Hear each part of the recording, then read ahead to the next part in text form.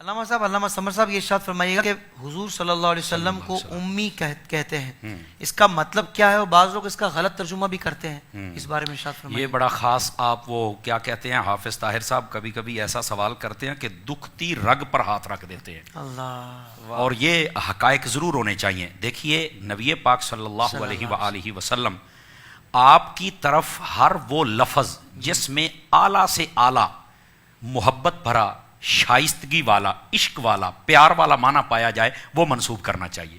کیا بات ہے! جو لفظ گندا ہے وہ تو کر ہی نہیں سکتے۔ علماء فرماتے ہیں اگر لفظ کا کوئی ایک زاویہ بھی غلط ہو تو وہ بھی استعمال نہیں کر سکتے، یہ بارگاہ ایسی ہے۔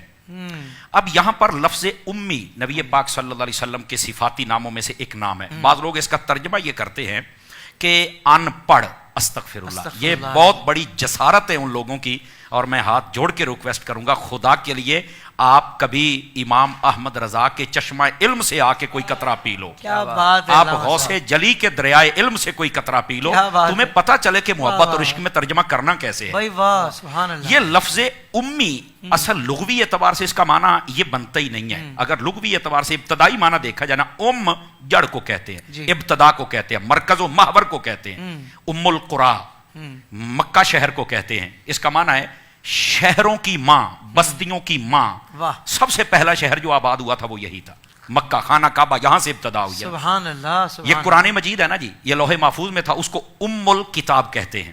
سمجھ آ رہی ہے جی؟ یہ جو ام الکتاب ہے نا، اس کا معنی جتنے علوم ہیں وہاں سے چشمے پھوٹتے ہیں۔ سمجھ آ رہی ہے نا؟ سبحان اللہ! بندہ پیدا کہاں سے ہوتا ہے؟ ماں سے امی کہتے ہیں، کیونکہ وہاں سے ہماری ابتدا ہوئی ہے۔ یہ جو امی لفظ ہے نا، اس کا اصل معنی ابتدا، سمجھ آئی؟ مرکز، محور کسی چیز کی، وہاں سے۔ نبی پاک صلی اللہ علیہ وسلم کو جب امی کہا گیا نا، تو ہر خیر، ہر عظمت، ہر شرف، ہر علم، ہر چیز کا محور و مرکز و ابتدا میرے مصطفیٰ کی ذات ہے۔ اس کا اصل مطلب یہ بنتا ہے۔ سبحان اللہ! ٹھیک ہے؟ اچھا، اس اصطلاح کے اندر امی کا معنی یہ نہیں ہوتا ان پڑھ، یہ جسارت ہے۔ سیدی اعلیٰ حضرت کو پڑھ کے دیکھو، آپ نے فرمایا بے پڑھے ہوئے۔ اب اس کو میں تھوڑا سا کھول دوں، بے پڑھے ہوئے کا کیا مطلب ہے؟ بے پڑھے کا مطلب یہ کہ جس نے دنیا میں کسی سے نہ پڑھا ہو، نہ کوئی اسکالر ہو، نہ کوئی استاد ہو، نہ ماں باپ نے پڑھایا ہو، نہ چچا دادا نے پڑھایا ہو۔ تو اگر نبی پاک صلی اللہ علیہ وسلم پڑھے ہی نہیں تو بعض لوگ کہتے ہیں پھر ان پڑھ کہہ دیں، اور میں نے کہا بھائی جاہل تجھے یہی تو سمجھا رہے ہیں، تھوڑی سا سن تو صحیح نا۔ ہم اس معاملے میں پورے جذباتی ہو جاتے ہیں، مہربانی اپنے آپ کو سنبھالیے تھوڑا سا۔ بھائی تم نبی پاک کے بارے میں یہ ترجمہ کرتے ہو، تمہیں نے یہ حدیث نہیں پڑھی؟ حضور فرماتے ہیں بعثت معلما، اللہ نے مجھے معلم بنا کے بھیجا ہے۔ او بھائی مجھے بتاؤ، معلم ان پڑھ ہوتا ہے؟ کچھ خدا کا خوف کرو یار، جو معلم ہوتا ہے اسے ہر چیز کا علم ہوتا ہے۔ اور پھر انگریز بھی مان گیا ہے، وہ کہتا ہے فلکیات ہوں یا ارضیات ہوں، بحریات ہوں یا بریات ہوں، معدنیات ہوں یا سیاسیات ہوں، وہ معاملات ہوں یا عبادات ہوں، جس پہلو کے اعتبار سے دیکھا جائے میرے محبوب کریم صلی اللہ علیہ وسلم لگتا یہ ہے کہ ہر چیز کے ماہر ہیں۔ سبحان اللہ! انگریز کہتا ہے ہمیں پتہ ہی نہیں تھا آسمانوں میں کتنے برج ہوتے ہیں، حضور کی حدیث سے ہمیں پتہ چلا ہے۔ پتہ ہی نہیں تھا سمندر کے اندر کیا ہوتا ہے، ہمیں حضور کی حدیثوں سے پتہ چلا ہے۔ کھاری اور میٹھا سمندر کہاں ملتا ہے، ہمیں پتہ ہی نہیں تھا، قرآن سے پتہ چلا ہے، حضور کی حدیثوں سے پتہ چلا ہے۔ ستارے کیسے ہوتے ہیں پتہ ہی نہیں تھا، چاند کیسے نکلتا، حضور نے سب کچھ بتایا۔ کھانا پینا اٹھنا بیٹھنا یہ جس نے سب کچھ سکھایا، اس کو ان پڑھ کہتے ہو؟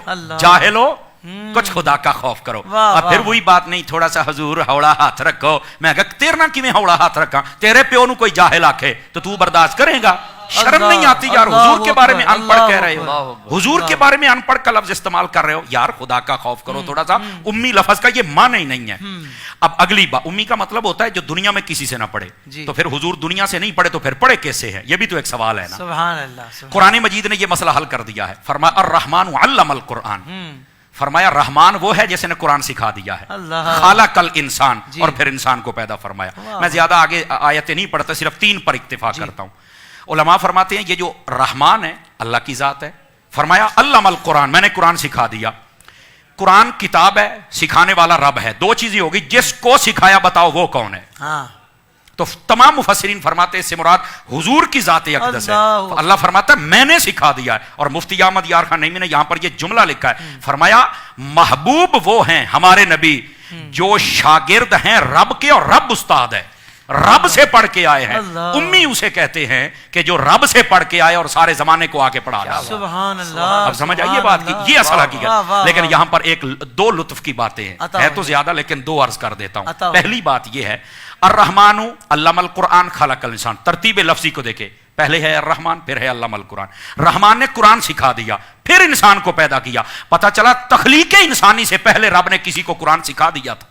क्या बात। अब इस बात को नाजरीन जरा गौर से सुने, बहुत कमाल नुक्ता ये है, मुफस्सिरीन कराम ने नुक्ता उठाया बहुत है, कमाल नुक्ता है। समझ आई ना। अब जिसको ये समझ आ जाए कि जब रब ने तखलीक इंसानी से पहले हर चीज सिखा दी थी, तो फिर नबी का इल्म गैब मानने के लिए क्या मौत पड़ती है, हमें भी बता दो। सुभान अल्लाह। समझ आए। और दूसरा नुक्ता यहां पर बड़े कमाल का है, मैं हजरत अल्लामा की तवज्जो चाहूंगा ताकि मुझे दुआ मिल जाए। दूसरी बात ये, उलमा फरमाते हैं अल्लाह ने जब महबूब को पढ़ाने का जिक्र किया ना, तो लफ्ज रहमान के साथ, हालांकि अल्लाह के और भी सिफाती नाम है, कहार भी है, जब्बार भी है, तो रहमान का जिक्र क्यों किया? फरमाया इशारा इस तरफ है कि जब भी कोई किसी को पढ़ाता है ना, तो कभी कभार डांट डपट और सजा देता है। मैंने अपने हबीब को पढ़ाया है, ना डांट दी, ना डपट दी, ना सजा दी है। मैंने अपनी रहमानियत के साथ अपने महबूब को पढ़ाया है, इंतहाई शफकत, प्यार, मोहब्बत और रहमत के साए में रखकर अपने हबीब को पढ़ाया है। तो यहां से ये बात भी समझ आ गई कि महबूब करीम सल्लल्लाहु अलैहि वसल्लम ऐसे हैं कि जिनको डांट डपट रब से भी नहीं पड़ी हुई है। और यहां पर ये उलमा ने लिखा है कि उस्ताद को चाहिए कि उसकी तबीयत के अंदर भी रहमत वाला पहलू होना चाहिए, पढ़ाने वाले की तबीयत में रहमत वाला पहलू होना चाहिए। हर वेले डंडा ते पैप हाथ दे विच नहीं होना चाहिए, थोड़ा सा शफकत वाला मुआमला भी होना चाहिए। पर इसका यह भी मतलब नहीं कि सजा नहीं देनी चाहिए। उस्ताद का हक बनता है इतनी सजा जरूर दे, उसे पता चले कि मेरा कोई बड़ा है और मैंने उसकी बात को मानना है, लेकिन वो थोड़ा सा चेक एंड बैलेंस वो बराबर रखे तो इंशाल्लाह। ये है लफ्ज़ उम्मी और उसकी हकीकत जो मैंने आपके सामने। अगर आप अबाया लेना चाहते हैं और कहीं पसंद नहीं आ रहा, फिक्र ना कीजिए, ताहिर कादरी अबाया के पास बहुत खूबसूरत कलेक्शन है। आप दुनिया में कहीं भी रहते हो, जल्दी से विजिट कीजिए www.tahirqadriabaya.com और अपनी पसंद का अबाया ऑर्डर कीजिए।